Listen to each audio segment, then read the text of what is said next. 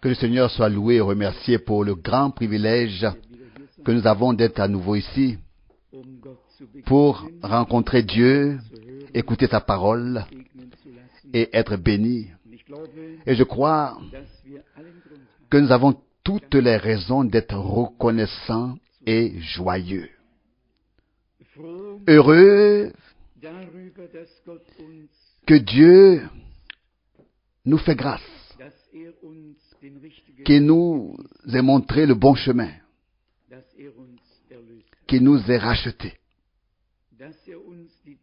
qu'il nous ait fait connaître le temps dans lequel nous vivons et le message, les promesses, la parole de l'heure. Nous l'avons souvent dit, c'est à cela seul que l'on reconnaît si quelqu'un marche vraiment avec Dieu. C'est-à-dire seulement s'il marche en accord avec sa parole. Et celui qui passe à côté des promesses que Dieu a faites pour ce temps ne peut pas marcher avec Dieu en ce temps. Est-ce bien cela? Sinon, nous servons Dieu avec nos lèvres. Nous le louons du bout des lèvres. Et nos cœurs ne sont pas dans la chose. Mais si Dieu met sa parole dans nos cœurs et révèle sa volonté par sa parole et nous accorde de telle sorte que nous soyons prêts à la faire, alors seulement nous pouvons véritablement marcher avec Dieu. Je vous donne le passage de l'Écriture à ce sujet, Amos 3. Comment deux personnes peuvent marcher ensemble à moins qu'ils se soient accordés, à moins qu'ils ne soient d'accord. Comment est-ce qu'un homme peut marcher avec Dieu s'il n'est pas du tout en accord avec Dieu? Si l'homme va dans une toute autre direction, comment peut-il aller avec Dieu, dans la même direction, marcher avec Dieu?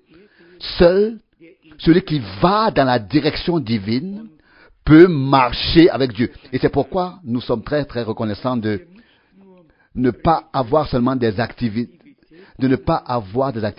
religieuses, un programme bien rempli, mais d'avoir en effet trouvé grâce devant Dieu, de comprendre sa parole dans ce temps et conformément à sa parole, comprendre son action, comprendre ce qu'il fait. Lorsque Frère Rousse a entonné le chœur, ceci est le jour où j'ai de nouveau pensé à Néhémie chapitre 8, et j'ai pensé à moi-même et à certains que j'ai vu ainsi qu'un peu de tristesse nous entoure encore. Mais l'Écriture dit, dans Néhémie chapitre 8, je vais lire seulement la partie qui concerne ce jour, ou bien concerne le jour dont Dieu veut parler ici. Dans Néhémie chapitre 8, ce sera la deuxième partie du verset 9.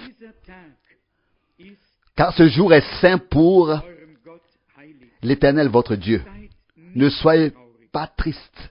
La deuxième partie du verset 9 de Néhémie 8. Et ne pleurez pas. Ce jour est saint pour l'Éternel votre Dieu. Ne soyez pas tristes. Et ne pleurez pas.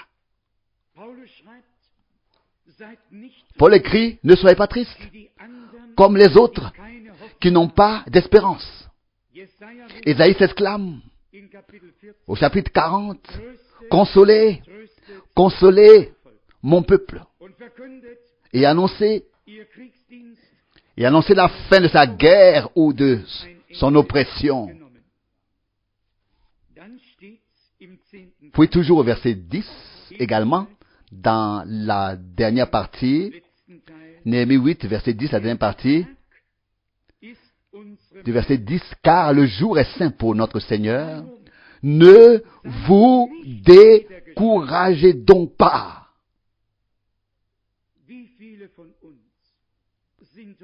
Combien d'entre nous sont souvent abattus, découragés, pour différentes raisons, en raison de certaines circonstances, et quoi qu'il en soit. Le Seigneur s'adresse à nous et dit, c'est pourquoi ne soyez pas découragés, ne vous découragez pas, car la joie dans le Seigneur, dans l'Éternel, est notre force, est votre force. La fin du verset 10. Je crois que nous devons demander à Dieu de nous aider à ne pas nous laisser abattre par tout ce qui est, par toutes sortes de choses. Si nous regardons aux circonstances, nous pouvons vite être abattus. Si nous regardons au Seigneur, nous recevrons un courage nouveau, un nouveau courage. Nous serons relevés, réconfortés, et nous irons de l'avant dans la foi. Je lis encore la partie du verset 11. Les Lévites calmèrent tout le peuple en disant, soyez tranquilles, car ce jour est saint, et ne vous découragez pas. Recevons donc cela aujourd'hui de la main du Seigneur. Qu'est-ce que Dieu aurait pu faire de plus que de nous sauver, de pardonner toutes nos fautes et tout péché, de nous donner une vie nouvelle et éternelle, de se révéler à nous comme celui qui était, qui est et qui sera pour l'éternité, et de nous parler si clairement par sa parole et par son esprit. Qu'est-ce que Dieu a pu faire de plus pour nous rendre joyeux, pour nous rendre reconnaissants? La joie dans le Seigneur est notre force. Puisse-t-il vraiment arriver que la parole de l'heure, la parole de Dieu, soit annoncée dans toutes les langues, dans toutes les nations. La parole de Dieu, la parole de l'heure. Ce qui est beau, c'est que nous ne sommes pas devenus unilatéraux, que nous n'avons pas pris 2 ou 3 enseignements particuliers et que nous sommes partis avec, mais que nous pouvons proclamer toute la parole de Dieu. C'est de plus en plus important pour moi, proclamer simplement toute la parole de manière équilibrée comme le Seigneur le souhaite. Si j'avais cette certitude absolue dans tous les domaines de ma vie, comme je l'ai dans la proclamation de la parole de Dieu, je sauterais maintenant par-dessus ce pupitre. Quand il s'agit de la proclamation de la parole de Dieu, elle est oui, amen. Alors, c'est la sainte parole de Dieu qui est annoncée purement et simplement telle qu'elle a été laissée dans les Saintes Écritures. Parfois, dans les décisions personnelles, on n'aime pas toujours savoir si c'était juste ou pas. Et récemment, je ne sais pas, c'était peut-être même le frère Rousse. C'est mon coiffeur à domicile, vous le savez tous. Et alors, de cette conversation, je lui ai probablement dit, je sais une chose. La bonne décision que j'ai prise dans ma vie, c'est de choisir Jésus-Christ, mon Seigneur et mon Sauveur. Car il s'est décidé pour nous et il fera tout le reste bien par la richesse de sa grâce. Qui peut dire parmi nous tous si ses choix ont toujours été les bons? Ou alors ses décisions. Mais la décision divine de nous racheter et notre décision d'accepter cette rédemption, c'est une décision éternelle, juste et valable. Amen. Gloire à notre Dieu. Et si nous nous réjouissons en cela, tout le reste se trouvera également. Alors, ce soir, nous voulons écouter la parole de Dieu de manière détendue, vraiment détendue, sans être crispé, en disant simplement, Seigneur, parle-nous par ta parole, afin que chacun, vraiment chacun, puisse emporter quelque chose de cette réunion. Qu'il soit croyant ou non croyant, ou qu'il soit loin sur le chemin ou non, qu'il soit avancé sur le chemin ou non, que le Seigneur ait une parole pour chacun. Et je connais mon Seigneur jusqu'à ce point qu'il ne rejette personne, repousse personne, qu'il ne rejette personne, mais qu'il aide tous ceux qui viennent à lui, qu'il bénisse tous. J'ai à cœur aujourd'hui de parler un peu de l'évangile de Luc, de manière, donc, dans le domaine de l'enseignement ou de lire l'évangile de Luc. Et je voudrais ici, ce que je fais très rarement, je me déplace toujours dans les livres prophétiques, dans l'Ancien Testament, puis dans le Nouveau Testament, en ce qui concerne la prophétie et la révélation et les choses de l'enseignement. Aujourd'hui, que Dieu m'aide à lire ici l'évangile de Luc et avoir ensemble une observation qui sera une bénédiction pour nous tous. J'en suis certain. Je voudrais commencer par le chapitre 11 de Luc, une parole bien connue de nous tous. Luc 11, verset 1. Jésus était en train de prier dans un lieu, et lorsqu'il eut terminé, l'un de ses disciples lui dit, « Seigneur, apprends-nous à prier, comme Jean aussi l'a enseigné à ses disciples. »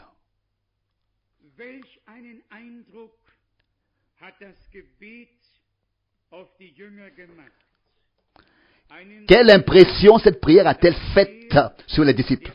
À tel point que celui qui devait parler s'est exclamé, enthousiasmé, touché, saisi. « Seigneur, apprends-nous à prier. » Ils l'ont regardé, ils l'ont écouté prier, ils l'ont vu, ils le voyaient, ils l'ont vécu. Et puis, ils ont dit, « Seigneur, apprends-nous à prier. » Ils se rendirent compte qu'ils ne pouvaient pas encore prier comme Dieu l'aurait voulu. Saisi intérieurement, l'un d'eux s'exclama, « Seigneur, apprends-nous à prier. » Nous n'étions pas avec lui à Gethsémane. Nous n'étions pas avec lui quand il priait quelque part. Mais nous pouvons imaginer que la prière était chaque fois ainsi dans la volonté de Dieu, en rapport avec les choses dont il était question à ce moment-là. Frère Rousse a déjà mentionné le mystère de Dieu qui est devenu homme. Qui peut croire que Jéhovah est soudain couché dans une crèche, qui s'est fait homme pour l'amour des hommes, à cause des hommes, pour ramener l'homme à la condition divine. Il a dû parcourir le chemin humain, de la naissance, du berceau, de la crèche, jusqu'à la mort. Et qui s'est exclamé en mourant, « Père, je remets mon esprit entre tes mains. » C'est un mystère que Dieu nous a révélé par grâce. Nous ne voulons pas nous y attarder, mais nous occuper ici de cette parole. Au verset 2, ici, il est écrit, « Puis il leur dit, quand vous priez, dites, Père, que ton nom soit sanctifié. C'est ainsi que cela doit commencer. Si nous voulons prier, nous devons adresser notre prière à la bonne adresse. Père, que ton nom soit sanctifié. Que ton règne vienne. Il y a un autre passage de l'Écriture qui dit, cherchez d'abord le royaume de Dieu et tout le reste vous sera donné. Si vous voulez prier, dites, Père, que ton nom soit sanctifié. Bien-aimés, il ne s'agit pas seulement pour nous que Dieu nous ait révélé ce nom élevé et saint, mais que ce nom soit sanctifié au milieu de nous, qu'il y ait une crainte, un respect et un recueillement lorsque nous prononçons le nom de Jésus, que nous attendions à ce que Dieu fasse quelque chose. Car dans le nom de Jésus se trouve tout le salut, toute la rédemption, tout ce qui nous a été donné par Dieu est dans le nom de Jésus. Que ton nom soit sanctifié. Que ton règne vienne. Rien d'autre. Pas de nouvelle foi. Pas de nouvelle dénomination. Que ton règne vienne. Pas un nouveau enseignement que l'on sort de sa manche, une nouvelle doctrine. Que ton règne vienne plutôt. Et comment vient-il? Il ne vient pas avec des choses extérieures. Il doit commencer en nous. Il est écrit dans Luc 16, verset 16. La loi et les prophètes ont été jusqu'à Jean. Et c'est à partir de ce moment-là que le royaume de Dieu est annoncé. Et se ferait un chemin avec violence. Et celui qui fait violence, il pénètre. Il faut être saisi par la prédication de la parole et pénétrer dans le royaume de Dieu qui se ferait un chemin avec violence pour être dans le royaume de Dieu. Ensuite, bien sûr, donne-nous notre pain suffisant jour après jour, comme c'est écrit ici. En cela aussi, nous pouvons remercier Dieu ou pour cela. Il nous a donné le pain, à la fois terrestre et spirituel. Notre Seigneur dit, l'homme ne vit pas de pain seulement, mais de toute parole qui sort de la bouche de Dieu. Puis Jésus dit, ma nourriture, c'est de faire la volonté de celui qui m'a envoyé. Amen. Amen. Qu'un homme qui dans cette génération, confesse croire Dieu, qu'il puisse faire ce que Dieu a dit dans sa parole, que la parole soit ta nourriture, et que la parole soit sa nourriture et la parole, la lampe de son pied. Ce n'est que quand les choses que nous croyons que nous faisons sont en accord avec la parole, ce n'est qu'alors qu'elles sont vraies. Et je ne dévoile certainement pas ici un secret, un mystère, mais si nous avons la réunion des frères, si Dieu nous en donne la grâce, alors chacun peut en quelques minutes présenter ce qu'il veut présenter. Mais ensuite vient le moment où il doit prendre la Bible et justifier ce qu'il a présenté par les saintes Écritures. Et tout ce qui ne peut pas être exposé par le témoignage clair de cette Écriture, nous pouvons alors l'oublier. Vraiment. Et le rayer du programme. Car dans le programme de Dieu, il n'y a que ce qui est dans la parole de Dieu. Le ciel et la terre passeront, mais la parole de Dieu demeure éternellement. Et si nous demeurons dans la parole, nous demeurons avec la parole pour l'éternité, éternellement. C'est en effet de cela qu'il s'agit dans ce moment, dans ce temps, et Dieu accordera sa grâce à cet effet. Verset 4. Et pardonne-nous nos péchés, car nous pardonnons aussi à chacun, à tous ceux qui nous sont redevables. Je pense que c'est un point très important. Un enfant de Dieu ne doit pas garder de rancune. Un enfant de Dieu ne doit pas garder de péché. Il n'y a qu'une seule chose, si c'est le péché contre le Saint-Esprit, qu'un homme quelconque commet. Alors, un esclave serviteur de Dieu aurait l'autorité de garder le péché. Mais en général, cela ne s'applique pas du tout à l'ensemble du peuple de Dieu. Nous devons nous pardonner les uns les autres, et cela comme Dieu nous a pardonné. Et si quelqu'un dit qu'il ne peut pas oublier, il faut lui dire qu'il n'a pas encore la nature et la vie de Dieu. Car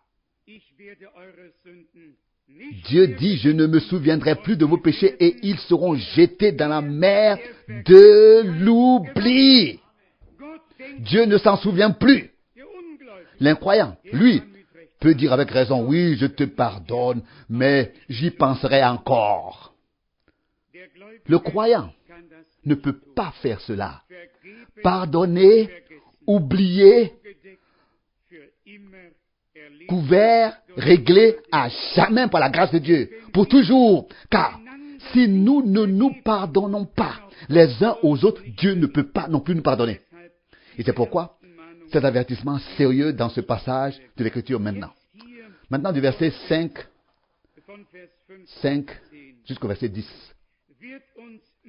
Et cela va nous encourager. Ici, du verset 5 au verset 10, nous sommes ici encouragés. Et pour la première fois aujourd'hui, j'ai lu dans la Bible le mot obstination.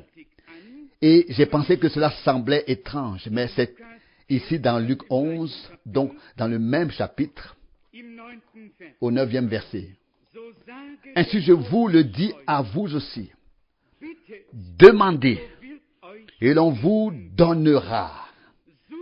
Cherchez, et vous trouverez.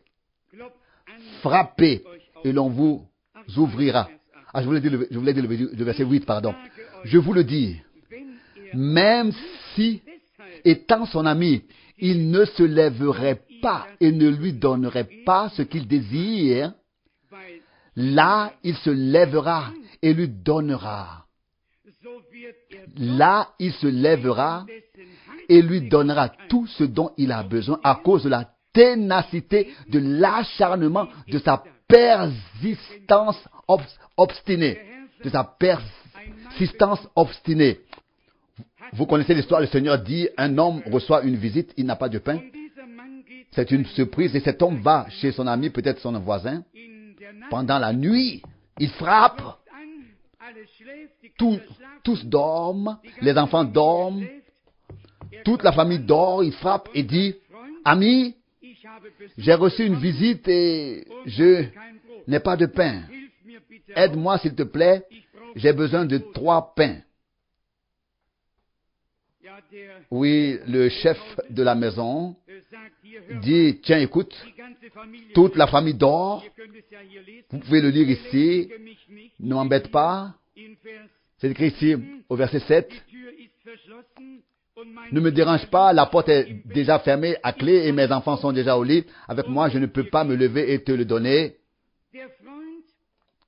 L'ami veut rejeter cet homme. Mais l'homme ne se laisse pas repousser. Il reste à la porte. Il s'arrête à la porte. Il avait reçu une visite. Il était dans le besoin. C'était une surprise. Il reste là. Il frappe à la porte. Il s'obstine. Il ne part pas. Il est dans le besoin. Il reste là. Vous avez lu la prédication de frère Branham, la persévérance. C'est déjà sorti? Oh oui. Persévérance. Ce serait peut-être un meilleur mot aujourd'hui. Obstiné, c'est un peu, enfin, persévérant. Il insiste là. La visite est là. L'hospitalité dans le pays a été mise à l'honneur. Les invités doivent être servis, même au milieu de la nuit. Je ne l'ai pas. S'il te plaît, aide-moi. Il persévère. Il s'obstine. Il est dans le besoin. Il sait ce qu'il veut. Il sait ce dont il a besoin. Il ne lâche pas. Il ne lâche pas prise jusqu'à ce qu'il ait. Et le Seigneur dit ici, même si cela ne convient pas à l'homme, il doit quand même se lever à cause de la ténacité de celui qui se tient à la porte et qui frappe. Que veut nous dire le Seigneur ici? Premièrement, nous devons être dans le besoin pour vraiment frapper. Et nous devons persévérer et s'obstiner même dans les choses spirituelles jusqu'à ce que nous l'ayons reçu. Et que nous ne disions pas simplement, oh, oui, eh bien, si cela ne plaît pas au Seigneur et qu'il dort, peut-être maintenant, peut-être demain. Non, notre Seigneur ne dort pas et ne sommeille pas. Le gardien d'Israël ne dort pas et ne sommeille pas. Nous pouvons aussi venir à lui à minuit. Et spirituellement parlant, l'heure de minuit est critique. À l'heure de minuit, Matthieu 25, un cri a retenti. Voici, l'époux vient. Bien-aimés, soyons persévérants, obstinons-nous dans les choses spirituelles. Et ne nous reposons pas tant que nous n'avons pas ce dont nous avons besoin. Avoir ce dont nous avons besoin pour pouvoir monter avec le Seigneur. Est enlevé. Ici, le Sauveur nous donne vraiment un exemple extraordinaire. Puis, il illustre cette histoire en disant, au verset 9, « Ainsi je vous le dis, à vous aussi, demandez et l'on vous donnera. » Tu viens et tu demandes et tu n'as pas encore reçu. Et tu t'en vas avec un long visage. Cela ne doit pas être. Frappe encore plus fort. Tu en as besoin. Tu en as besoin. C'est nécessaire. Tu dois l'avoir. Tu ne viens pas parce que tu veux venir. Tu viens parce qu'il y a un besoin. Tu frappes à la porte. Et le Seigneur dit encore, cherchez et vous trouverez. Cherchez et vous frapperez. Et vous trouverez. Frappez et l'on vous ouvrira. Car celui qui demande reçoit. Ce n'est peut-être pas au premier coup. Il donne l'exemple de cet homme ici. Il insiste et dit, Seigneur, donc insistez. Seigneur, il a insisté, il a dit, Seigneur, tu l'as promis. Même moi dans la position où je peux le recevoir. Car celui qui demande, reçoit. Celui qui cherche, trouve. Et celui qui frappe, se voit ouvrir la porte. Ce sont tous des faits ici. Des réalités, il n'est pas dit ici mais il est dit ici tel qu'il est. Pas oui ou mais. À celui qui frappe, on ouvrira. Je voudrais lire un peu plus loin dans Luc chapitre 9. Luc chapitre 9. Il s'agit ici, et ce sont les deux pensées qui m'occupent ce soir, d'une part, de la prière jusqu'à ce que l'on ait reçu ce que l'on demande, et l'autre part, de suivre le Seigneur. Luc chapitre 9, du verset 57. Luc chapitre 9, verset 57. Pendant qu'ils étaient en chemin, un homme lui dit, « Seigneur, je te suivrai partout où tu iras. » Verset 58, Jésus lui répondit, Les renards ont des tanières et les oiseaux du ciel des nids. Mais le Fils de l'homme n'a pas de lieu où reposer sa tête. Ici, comme nous allons le voir, trois choses différentes nous sont présentées en ce qui concerne l'appel et la suivi, et suivre le Seigneur. L'un est dans l'exubérance et dit, je te suivrai où que tu ailles. Mais le Seigneur sent déjà, voit déjà qu'il n'y a pas encore de place dans son cœur pour qu'il s'installe. Le Seigneur veut habiter, établir sa demeure, s'installer. Il ne veut pas seulement être avec nous, il veut être en nous. Dieu au-dessus de nous, comme Père. Dieu parmi nous et avec nous dans le Fils. Dieu en nous et à travers nous par le Saint-Esprit. Je veux te suivre partout où tu vas. Mais s'il te plaît, seulement ainsi, si je peux faire ma demeure et m'installer dans ton cœur. Alors oui, pas autrement. Et donc la réponse est de cette manière. C'est pas pour rien. Les renards ont des tanières, les oiseaux du ciel ont des nids, mais le Fils de l'homme n'a pas où poser sa tête. C'est peut-être raison qu'il répond comme ça. Il veut entrer, habiter, établir sa demeure dans notre cœur. Il veut venir chez nous, en nous, comme il l'a dit à Zachée. J'entrerai dans ta maison et je prendrai mon repas avec toi. Voici maintenant la deuxième catégorie au verset 59.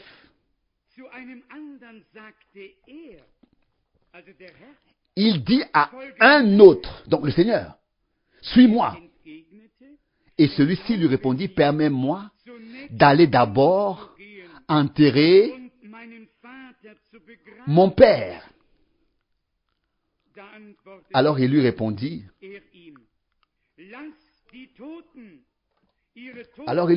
laisse les morts, enterrer leurs morts, mais toi, va et annonce le royaume de Dieu.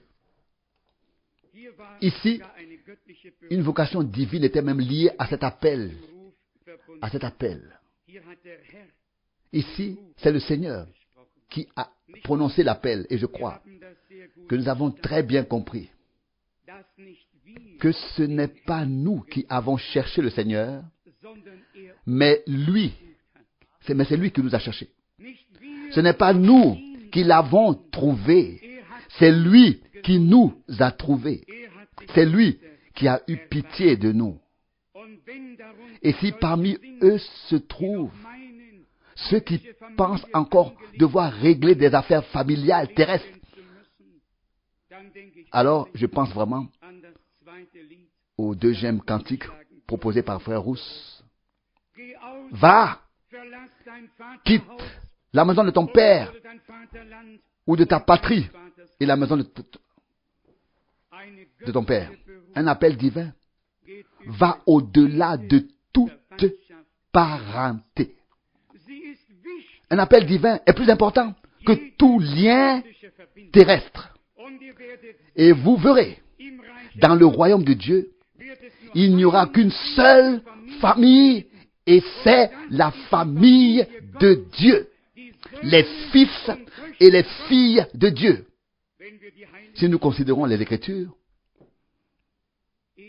Ésaü et Jacob, le même père, la même mère, et Dieu dit, je t'ai aimé, et toi, je ne t'ai pas aimé, ou alors haï.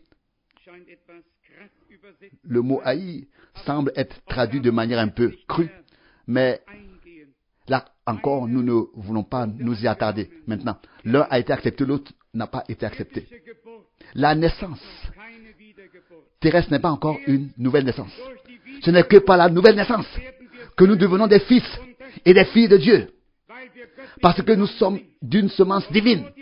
Et seuls ceux qui sont nés de Dieu ont la vie éternelle. Ils pourront vivre éternellement. De telles personnes ont aussi le courage de prendre des décisions, même si elles doivent traverser la famille. La vocation divine, l'appel divin est devenu leur principale préoccupation. Ils ne peuvent plus s'en passer, car Dieu les retient et leur permet de suivre ce chemin. Voici maintenant le troisième groupe au verset 61.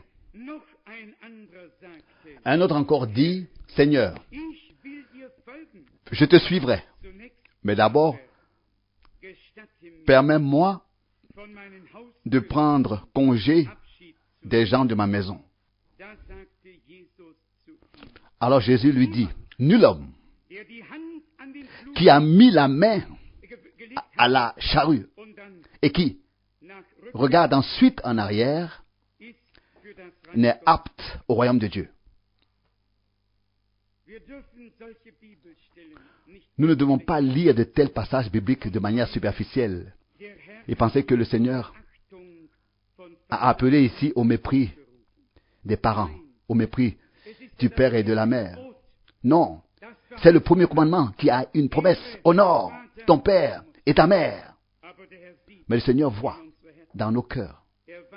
Il sait combien les liens sont forts. Il sait combien il est difficile de se détacher. Et alors, il doit rompre.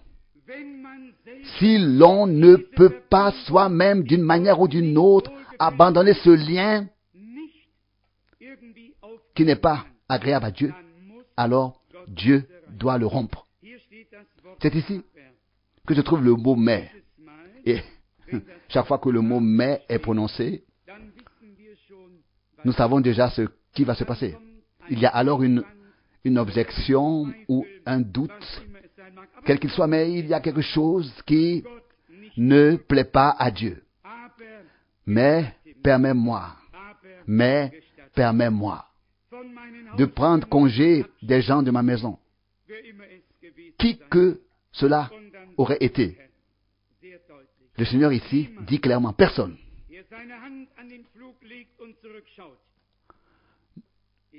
Nul homme qui a mis la main à la charrue et qui regarde ensuite en arrière n'est apte au royaume de Dieu. C'est aussi ce que nous avons chanté dans l'un des cantiques. Ne fais pas comme la femme de l'autre et ne tourne pas ton visage en arrière. Une vocation divine dans notre vie, parce qu'elle est la plus haute, doit être placée à la première place. Cherchez en premier lieu le royaume de Dieu et sa justice. Et alors, tout le reste vous sera accordé à surcroît. Le Seigneur veut une chose entière. Il veut nous avoir entièrement. Croyez-moi, le temps est venu de prendre une décision entière et complète pour le Seigneur. Si on me retient, je m'enfuis. Que dit le cantique ensuite? Si je suis fatigué, la parole s'écrit. Avancez jusqu'au joyau. Nous avons à nouveau besoin de frères et de sœurs qui soient détachés de tout ce qui pourrait les retenir. De tout. Afin de pouvoir servir et suivre librement le Seigneur. Ces trois possibilités nous ont été présentées ici. L'un dit, je te suivrai où que tu ailles. Et le Seigneur a toujours parlé qu'en parabole. Il ne s'est pas exprimé en paroles claires, sinon personne n'aurait écouté à la fin. Il parlait en parabole. Car c'était ainsi écrit, j'ouvrirai ma bouche, je parlerai en parabole et je ferai connaître ce qui est caché de toute l'éternité, Il s'est adressé aux masses et aux foules en parabole. Mais ses disciples ont compris. Il leur a été donné de comprendre et il en va de même aujourd'hui. Lorsque quelqu'un dit, je te suivrai partout où tu iras. S'il te plaît, cher frère, chère sœur, laisse-toi dire que la suite, que de suivre le Seigneur ne soit pas seulement extérieure, mais accorde ton cœur au Seigneur. Et il le veut entièrement. Il veut pouvoir établir sa demeure là. Et dis-lui, s'il te plaît Seigneur, bien-aimé, si je dois vraiment te suivre, tu dois pouvoir prendre place d'abord dans mon cœur, établir ta demeure et de mon cœur me guider sur le chemin que je dois suivre, car je ne peux pas le faire de moi-même. Et alors cela aura lieu. Cet exemple dit long. Les renards, les tanières, il y en a suffisamment. Et il y a des renards, il y en a aussi suffisamment. Les oiseaux du ciel ont des nids. Le Fils de l'homme n'a pas de lieu où poser sa tête. Je viendrai à vous et je ferai ma demeure en vous.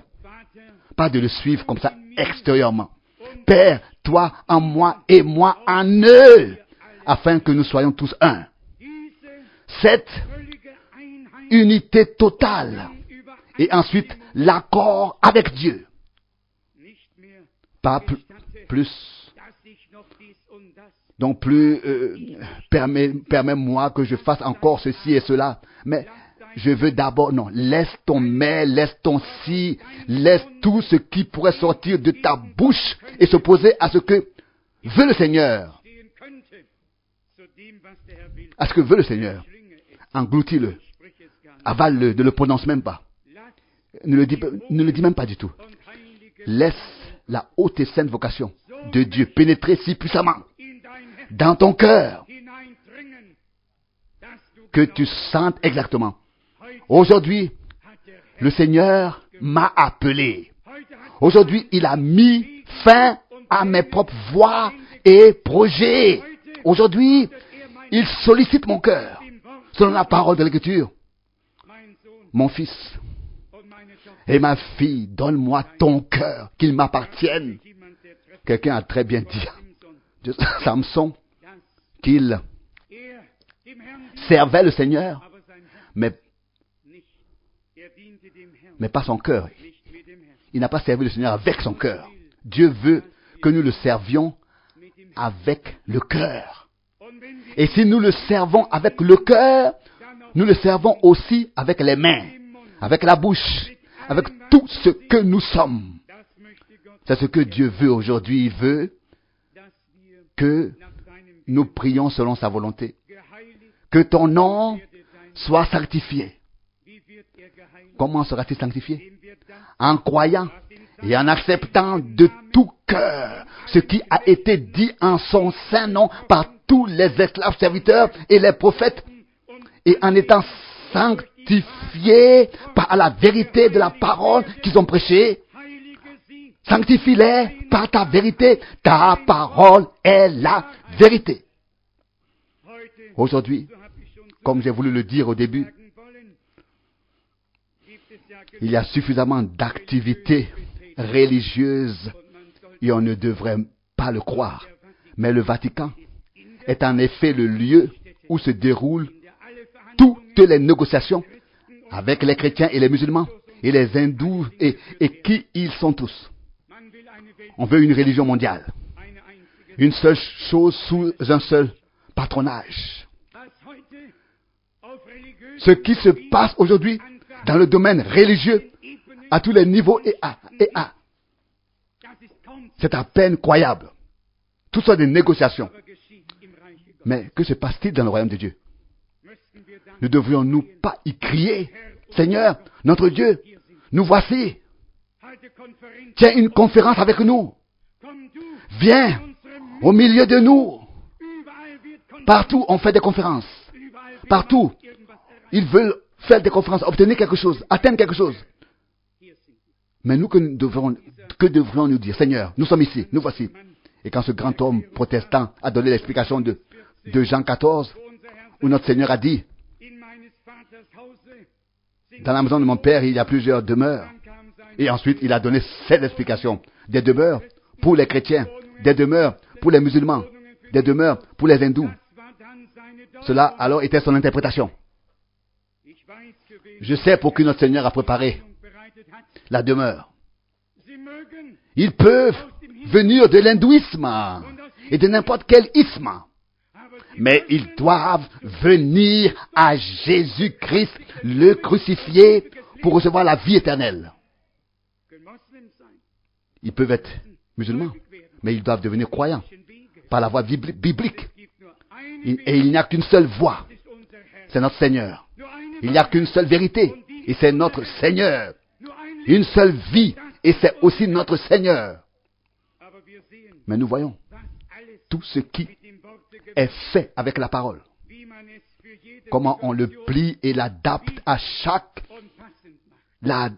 situation. Dieu a une église sur terre. Des gens qui sont nés de nouveau par le Saint-Esprit. Et celui qui est né de Dieu et qui a reçu la révélation de Jésus-Christ verra clair dans les agissements de l'Antéchrist. Et n'y aura aucune part. Aucune part. Seigneur, enseigne-nous à prier. Apprends-nous à prier. Enseigne-nous à croire. Enseigne-nous à recevoir selon la parole de l'Écriture. Celui qui frappe, on ouvrirait à celui qui frappe. Celui qui demande reçoit. Celui qui cherche trouve.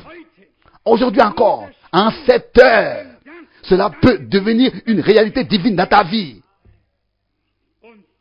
Et que chacun de ceux qui ont été saisis par le Seigneur et interpellés par la parole disent simplement: Seigneur, me voici. Prends-moi entièrement. Les oiseaux du ciel ont des nids, les renards ont des tanières, le Fils de l'homme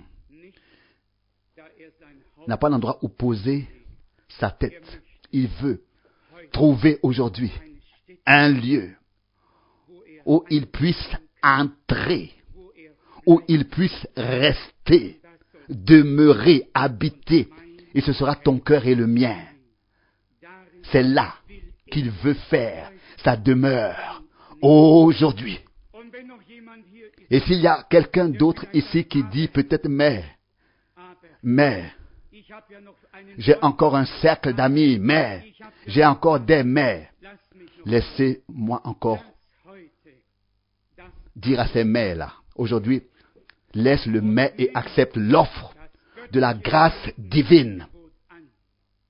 Aujourd'hui, si vous entendez sa voix, n'endurcissez pas vos cœurs. Acceptez le Seigneur. Et ne vous contentez pas d'accepter et de dire: je te suis, Seigneur. J'aimerais me répéter ici et j'en arrive peu à peu à la conclusion. Nous ne pouvons en effet suivre le Seigneur que lorsqu'il a pris place dans notre cœur. Lorsqu'il a établi sa demeure dans notre cœur et que nous pouvons vraiment être guidés, conduits par le Saint-Esprit conformément à la parole de Dieu dans notre vie quotidienne. Il y en a beaucoup qui disent que l'Esprit de Dieu les conduit. Et ils vont dans toutes les directions sous le ciel, sauf pas dans la direction divine. Sauf dans la direction divine. Et donc, la parole, le sang et l'Esprit de Jésus, ces trois éléments agissent ensemble dans l'Église du Dieu vivant. Là où il n'y a que du charismatique, et où le sang n'est pas annoncé, prêché, comme rédemption et rémission des péchés. Vous pouvez oublier. Tout commence à Golgotha. Là où le prix de notre rédemption a été payé. Quelqu'un pourrait dire que c'est de l'évangélisation. Qu'il s'agisse de l'évangélisation biblique ce soir, avec le résultat biblique que des gens pourraient vraiment avoir pris leur décision pour Christ sous l'écoute de la parole de Dieu. Et alors je peux encore vous assurer, ça c'est la décision que vous ne regretterez jamais, que vous n'aurez jamais à corriger. La décision, le choix qui a été béni à jamais et qui a été pris correctement. Seigneur, apprends-nous à prier. Seigneur, apprends-nous à croire. Seigneur, apprends-nous à frapper, à persévérer, à être persévérant. Enseigne-nous, Seigneur, enseigne-nous. Apprends-nous à aller là où tu veux que nous allions. Et surtout, Seigneur, et ça c'est très important, apprends-nous à ne pas regarder en arrière, comme l'a fait la femme de Lot. Apprends-nous à regarder en avant, vers toi, à toi, celui qui suscite la foi et la rend parfaite. Que le Seigneur vienne aujourd'hui au milieu de nous par la puissance du Saint-Esprit et qu'il vivifie chaque cœur et chaque lèvre et qu'il ait produit la foi par la prédication, afin que sa parole ne revienne pas vide, sans effet à vide, mais qu'elle produise l'effet pour lequel elle a été envoyée et exécute la volonté de Dieu en nous. Et tous ceux qui sont prêts à suivre entièrement le Seigneur et à se laisser détacher de tout ce qui voudrait les retenir, dites calmement Amen. Levons-nous pour adorer. Inclinons nos têtes. Fermons les yeux dans la prière. Ouvrons nos cœurs devant Dieu. Y a-t-il quelqu'un ici ce soir qui a été interpellé et appelé par le Seigneur? Il y en a peut-être qui remettent les choses à demain et qui veulent encore régler ceci ou cela avant de suivre le Seigneur comme lui il le veut. Ô cher cœur, abandonne-toi à Dieu aujourd'hui et ne fais ensuite et ne fais ensuite que ce que tu peux faire avec Dieu. Et le Seigneur sera avec toi. Je sais que Dieu nous a parlé par sa parole. Et je sais que des décisions divines ont été prises. Aujourd'hui, beaucoup ont compris le saint sérieux lié à la proclamation de l'Évangile.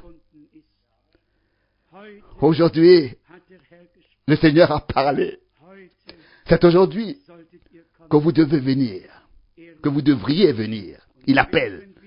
Et tandis que nous inclinons la tête et restons en prière, je voudrais demander que ceux qui veulent être inclus dans la prière lèvent brièvement la main. Merci, merci, merci, merci, merci, merci, merci, merci. Merci, que Dieu vous bénisse tous.